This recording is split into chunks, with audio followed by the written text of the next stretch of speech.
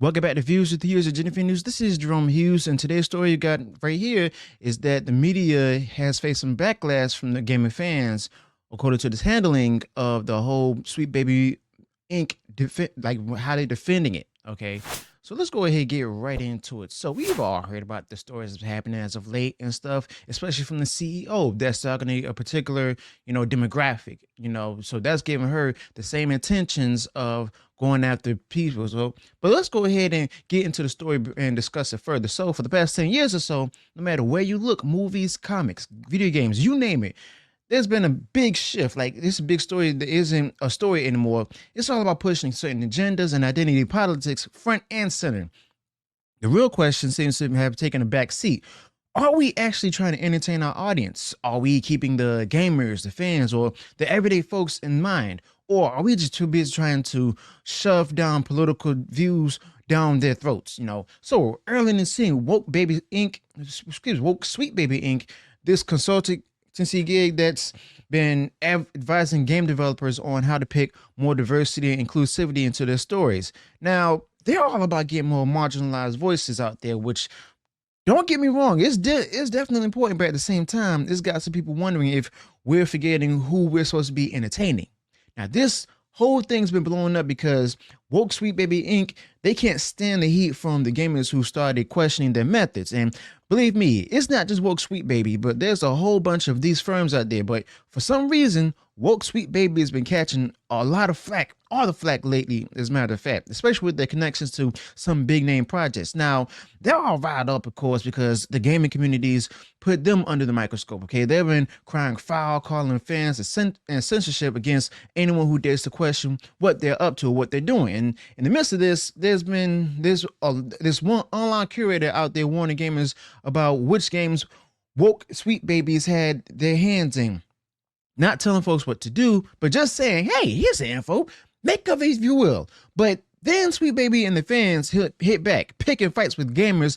And, well, it's all basically turned into a bit of a mess, okay? So we've also started peeling back the layers of their woke CEO who's been out there telling folks to strong arm their employers into letting Woke Sweet Baby in the middle of the games. And you know what? As you expect, the mainstream media gaming press is jumping to Sweet Baby's defense. You got Kotaku out here saying, nah, Sweet Baby's not doing what you think they're doing. They're just shoving diversity down your throats. And it's the same old tune from likes of PC Gamer and, Kotaku saying they're not shoving diversity down your throats. And it's the same thing going to, coming from PC Gamer and even Eurogamer, where they're backing up the Woke Sweet Baby Inc., saying that it's just been misunderstood, if you will, okay?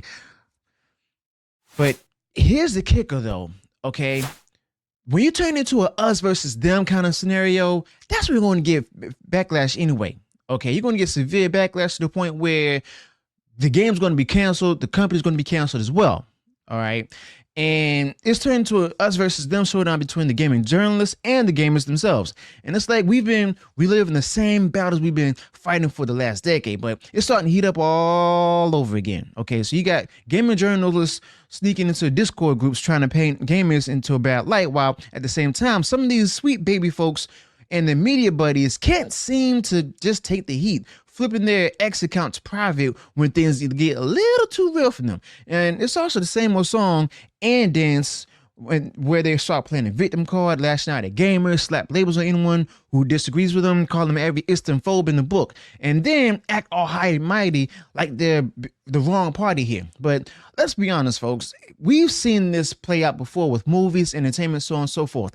They're not buying what Kotaku and Woke PC Gamer and the rest are selling anymore. And quite frankly, people are just tired of being told what they should like and how they should think by some company that's more interested in preaching than in just making sure the gaming stays fun. Now, Woke Sweet Baby Inc. has been in a hot seat with video game fans ever since Suicide Squad Kill the Justice League dropped and totally flopped, according to critics and gamers alike. Now, everyone seemed to agree the game was a disaster. Now, I'm not going to dive into all the issues because they've been talked about to death over the past month, but the real tea here is how Woke Sweet Baby Inc. has only dug themselves deeper by lashing out at their own fan base. Now, they're throwing around terms like toxic fans, bigoted fans, angry man, crybabies, you name it. They've said it.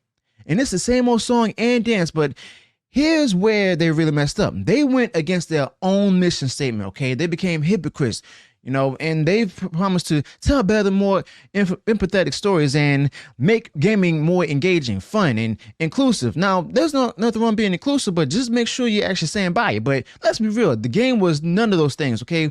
Which is exactly why it tanked. Now let's start with the engaging fun part. Now clearly the game missed the mark here, which is the main reason why fans are upset and so heated. Now the reviews have been in before and then still not pretty, but Woke Sweet Baby Inc. keeps just blaming quote toxic fans instead of just facing the music or taking accountability. And we can just talk diversity and inclusion and everything, where there's tons of diverse games and movies out there crushing it, like the Spider-Verse movies, loved by everyone. If gamers were really bigoted as Woke Sweet Baby Inc. claims, then those wouldn't even be hits, those movies themselves. But the truth is, the gamers just want quality content, regardless of the diversity aspect, okay? And then move on to their aim to try to create more empathetic stories.